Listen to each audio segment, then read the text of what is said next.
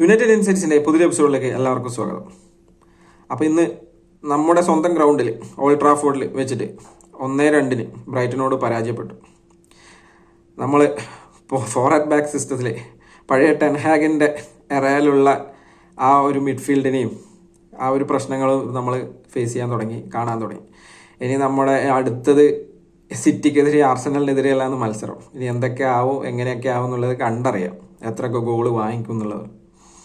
നമ്മൾക്ക് നല്ല രീതിയിൽ പ്രശ്നങ്ങളുണ്ട് എന്നുള്ളത് പണ്ട് മുതലേ പറഞ്ഞതാണ്. അമോറിമ്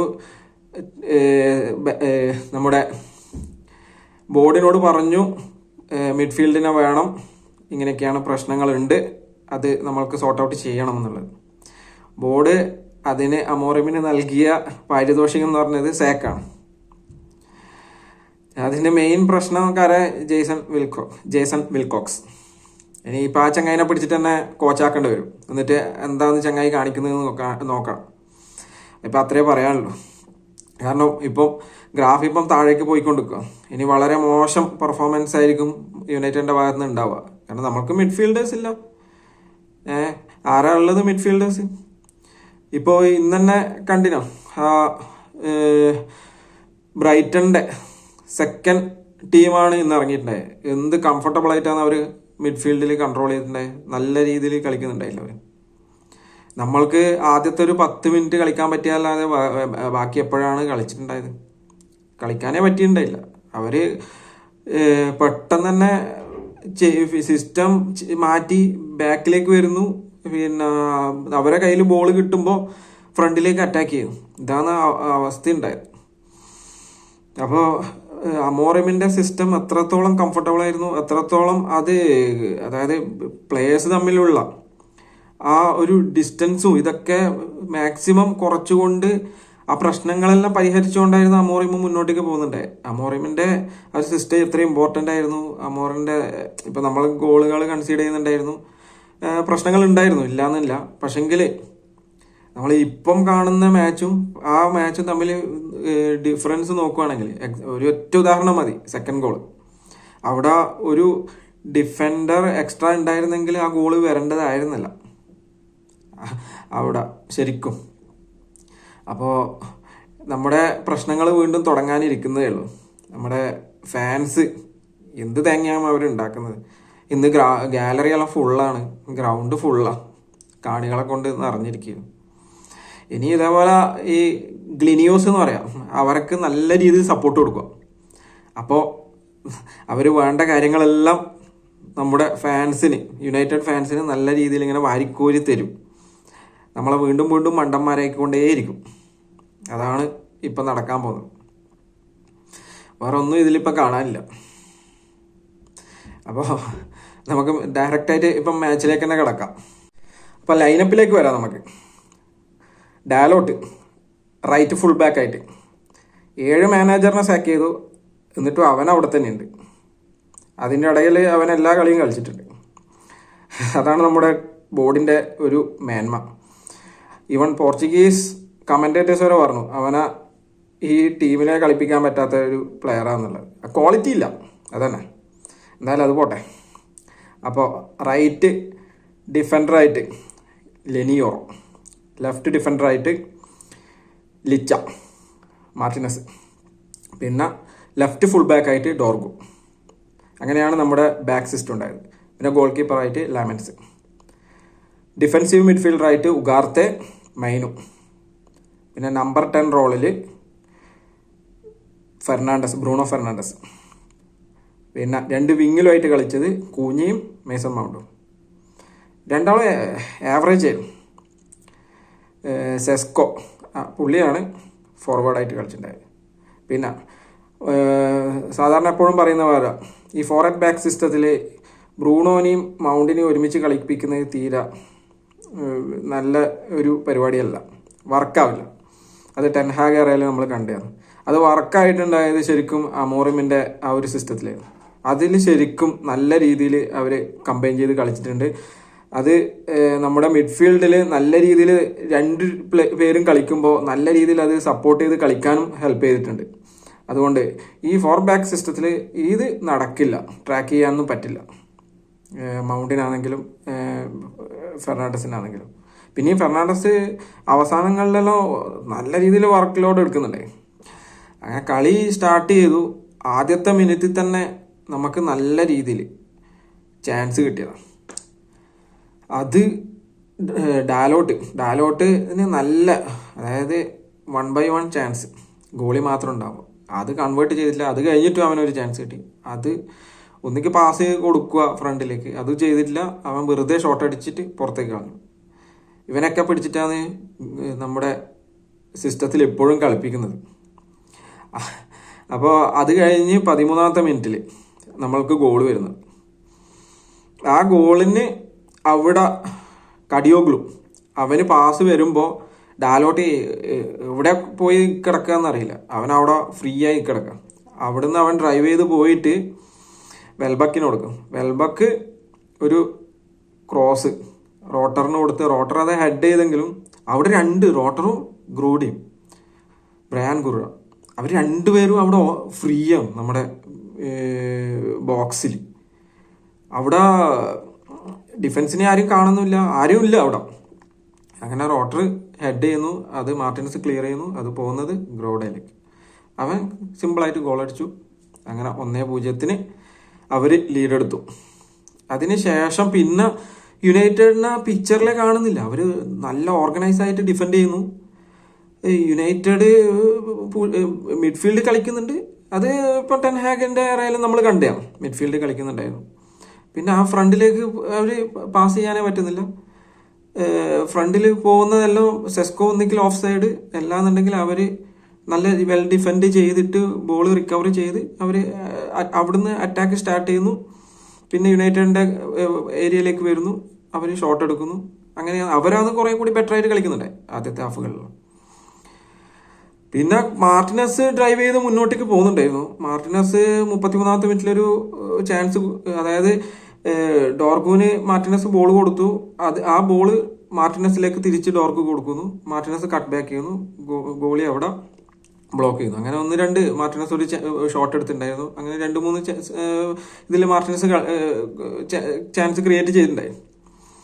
അല്ലാതെ വേറെ കാര്യമായിട്ട് പിന്നെ അങ്ങനെ ഒരു ചാൻസസോ കാര്യങ്ങളൊന്നും ഉണ്ടായിരുന്നില്ല. അങ്ങനെ സെക്കൻഡ് ഹാഫിൻ്റെ 64ാമത്തെ മിനിറ്റിലാണ് അതും അവിടെ, അതാ ഞാൻ പറഞ്ഞത് ആദ്യമേ,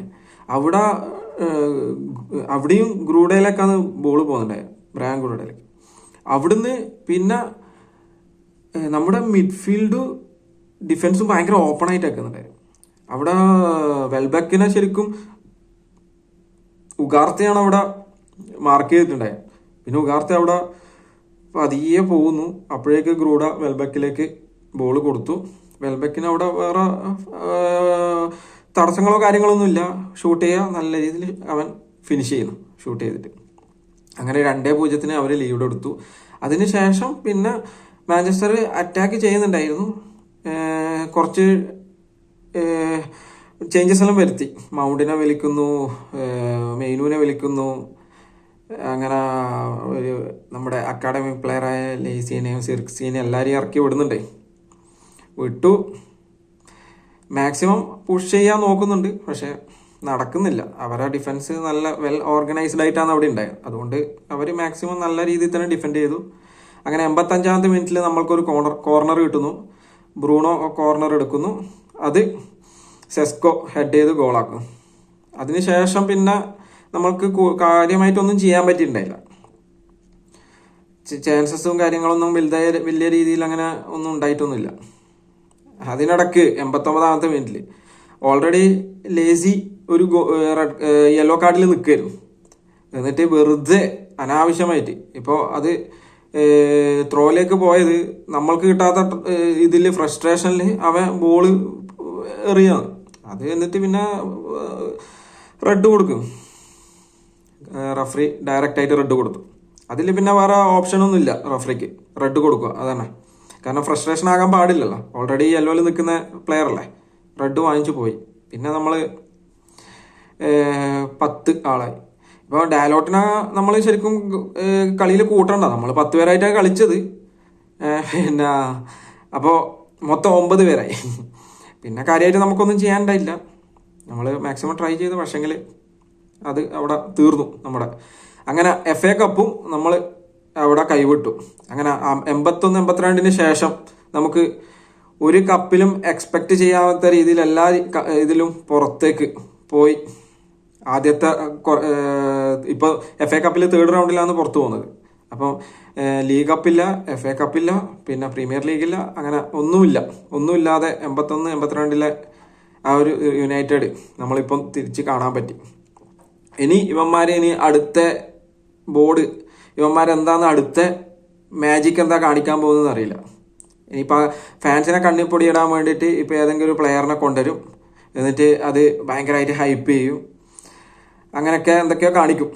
ഇനി പുതിയൊരു മാനേജറിനെ ഇപ്രാവശ്യം കൊണ്ടുവരുമോ, അല്ലെങ്കിൽ ഒലെ തന്നെയാണോ അല്ലെങ്കിൽ ഫ്ലെച്ചർ തന്നെയാണോ കണ്ടിന്യൂ ചെയ്യാൻ പോകുന്നത് ഒന്നും അറിയില്ല. ഇവന്മാർ ഇനിയിപ്പോൾ എന്ത് മാജിക് കാണിച്ചിട്ടും കാര്യമൊന്നുമില്ല. ഈ സീസണിൽ എനിക്ക് വലിയ പ്രതീക്ഷയൊന്നുമില്ല ഈ യുണൈറ്റഡിൻ്റെ ഒരു ചാമ്പ്യൻസ് ലീഗ് മോഹങ്ങളോ കപ്പൊന്നുമില്ല, അത് നമ്മളെ പ്രതീക്ഷ കഴിഞ്ഞു. ഇനി ചാമ്പ്യൻസ് ലീഗ് മോഹങ്ങളിൽ എന്താണ് കാണിക്കുന്നതെന്ന് ഒരു ഇതുമില്ല. കാരണം യുണൈറ്റഡ് ഇപ്പം 4-back സിസ്റ്റത്തിൽ എക്സ്പോസ് ആയിക്കൊണ്ടിരിക്കുകയാണ്. ഇനിയിപ്പോൾ അതിലൊന്നും പറയാനില്ല. വീണ്ടും പഴയ ഇപ്പോൾ ആരാന്ന് ഉഗാർത്ത അല്ലെ കസമീരൊക്കെ വയസ്സായി. ഇനി അവനെ കൊണ്ട് ഈ ട്രാക്ക് ബാക്ക് ഒന്നും ചെയ്യാൻ പറ്റില്ല. അത്രയും വർക്ക് ലോഡ് എടുക്കണം ഡിഫെൻസീവ് മിഡ്ഫീൽഡേഴ്സ്. അപ്പോൾ ഒരു 10-11-12 ഈ ഒരു പൊസിഷനിൽ നമ്മളെ പ്രതീക്ഷിക്കാം ടേബിൾ ഫിനിഷ് ചെയ്യുമ്പോൾ. എന്നിട്ട് ഇവർ വീണ്ടും പ്രോസസ്സ് സ്റ്റാർട്ട് ചെയ്യും. അതായത് ലോങ് ടൈം പ്രൊജക്റ്റ് എന്ന് പറഞ്ഞിട്ട് നമ്മൾ അങ്ങനെ ആക്കും ഇങ്ങനെ ആക്കും എന്ന് പറഞ്ഞിട്ട്. അതായത് പണ്ട് ഗ്ലേസേഴ്സ് കാട്ടിയ കുറേ കോപ്രായങ്ങളുണ്ടല്ലോ, കുറേ പ്ലേയേഴ്സിനെ കൊണ്ടുവരും, ഒരു ഐഡിയ ഇല്ലാണ്ട് കുറേ പ്ലേയേഴ്സിനെ അങ്ങനെ ഇങ്ങനെ വാങ്ങിക്കും, എന്നിട്ട് പ്രോസസ്സ് എന്ന് പറഞ്ഞിട്ട് സ്റ്റാർട്ട് ചെയ്യും, എന്നിട്ട് അത് എന്തെങ്കിലും ആവും, അതിൻ്റെ ഇടയ്ക്ക് കോച്ചിനെ സാക്ക് ചെയ്യും, എന്നിട്ട് വീണ്ടും അടുത്ത ആളെ കൊണ്ടുവരും. അതും ഈ പ്ലേയേഴ്സും തമ്മിലുള്ള ഒരു റിലേറ്റഡ് അല്ലാത്തൊരു കോച്ചിനെ കൊണ്ടുവരും, വീണ്ടും അവിടെ എക്സ്പോസ് ആവും, വീണ്ടും ഏതൊക്കെയോ പ്ലേയേഴ്സിനെ കൊണ്ടുവരും. ഇങ്ങനെ ഇത് നടന്നുകൊണ്ടേയിരിക്കും. അങ്ങനെയൊക്കെയാണ്. ഇപ്പം അമോറിമ് ചോദിച്ചത് ഒരു പ്ലെയറിനെ, പക്ഷെ അത് കൊടുക്കാതെ ഇതേപോലെ ഓരോ ഉടായ്പും കാണിച്ച് അമോറിമിനെ പുറത്താക്കി. ഇനിയിപ്പം ഈ ഗാരി നെവിലിനെല്ലാം എന്താണെന്ന് പറയാനുള്ളത്? ഒന്നും പറയാനില്ല. ഇപ്പം എല്ലാവരെയും വായി അടച്ചു വെച്ചേക്കുക. ഇപ്പം ഒരാളും തുറക്കില്ല. ഇനിയിപ്പം ഇതേപോലെ ഏതെങ്കിലും ഒരു കോച്ച് വന്ന് അയാൾ കൂടുതൽ നല്ല രീതിയിൽ അത് ആ ഫോർമേഷൻ കാര്യങ്ങളിലൊന്ന് സെറ്റാക്കി ഇനി പുതിയ പ്ലേയേഴ്സിനെല്ലാം കൊണ്ടുവന്ന് സെറ്റാക്കുന്ന ആ സമയത്തായിരിക്കും ഇവന്മാരെ വായി, ഫെർണാണ്ടസ് ആണെങ്കിലും നെവിലെ ആണെങ്കിലും ഇവനെല്ലാം വായി തുറക്കുക. ഇവന്മാരെയൊക്കെ അവിടെ നല്ല സുഖിച്ചിരിക്കും. എന്നിട്ട് ഇതേപോലെ ആരൊക്കെയാണ് നല്ല രീതിയിൽ സിസ്റ്റം ഇംപ്ലിമെൻ്റ് ചെയ്യാൻ നോക്കുന്നത് ഇവരൊക്കെ കോച്ചുമാരെല്ലാം പുറത്താക്കും. അപ്പോൾ ഇതിൽ വലിയ പ്രതീക്ഷയൊന്നും വേണ്ട. ഈ ടീമിൽ ഇനി പ്രതീക്ഷയില്ല, അതാണ് ഇപ്പോൾ പറയാനുള്ളൂ. ഇനിയിപ്പം സിറ്റിയായിട്ട് കളിയുണ്ട്, കാണാം എന്താണെന്നുള്ളത്. ഇപ്പോൾ കൗണ്ടർ അറ്റാക്കിൽ ഡിപ്പെൻഡ് ചെയ്യുന്നതാണെങ്കിൽ ഒലയെ പണ്ട് കളിച്ച പോലെ കൗണ്ടർ അറ്റാക്കിൽ ഡിപ്പെൻഡ് ചെയ്യുന്നതാണെങ്കിൽ കുറച്ച് ബെറ്റർ ആയിട്ടുള്ള ഗോൾ സ്കോറും കാര്യങ്ങളെല്ലാം ചെയ്യാം. ഇപ്പോൾ കൗണ്ടർ അറ്റാക്കിന് ആരാ ഉള്ളത്? നമുക്ക് കൂഞ്ഞ ഒരു 500 ഷോട്ട് അടിച്ചിട്ടുണ്ടെങ്കിൽ അതിൽ 1-2 ഗോളാവും. പിന്നെ ആരാണ്? സെസ്കോനെ ഓഫ് സൈഡ് ട്രാപ്പിലേക്ക് കൊണ്ടുവരാൻ വേണ്ടിയിട്ട് ഇപ്പം ടീമുകൾ നോക്കുന്നത്. ഇപ്പം ഇന്നത്തെ കണ്ടില്ല എത്ര ഓഫ് സൈഡ് ട്രാപ്പാണ് ഉണ്ടായത്. പിന്നെ വേറെ ആരുമില്ല നമുക്ക് കൗണ്ടർ അറ്റാക്ക് ചെയ്യാൻ വേണ്ടി. വലിയ പ്രതീക്ഷയൊന്നുമില്ല. നോക്കാം അടുത്ത കളി എങ്ങനെയുണ്ട് നോക്കാം. പിന്നെ അല്ല ആർസനലാ, അത് മോനെ ഒരു രക്ഷയുണ്ടാവും, ടഫായിരിക്കും, എക്സ്പോസ് ആവും. യുണൈറ്റഡ് ശരിക്കും എക്സ്പോസ് ആവും മിഡ്ഫീൽഡിൽ, അങ്ങനെയായിരിക്കും ഉണ്ടാവുക. കാരണം അവന്മാരെ മിഡ്ഫീൽഡ് എന്ന് പറയുന്നത് ഒരു രക്ഷയില്ലാത്ത മിഡ്ഫീൽഡാണ്. വിങ്ങേഴ്സും നല്ല പണിയെടുക്കേണ്ടി വരും അതുവരെ ഒന്ന് ബ്ലോക്ക് ചെയ്യാൻ വേണ്ടിയിട്ട്. എന്തായാലും സിറ്റി ആയിട്ടുള്ള അടുത്ത മാച്ചിൽ കാണുന്നവരേക്കും ബൈ.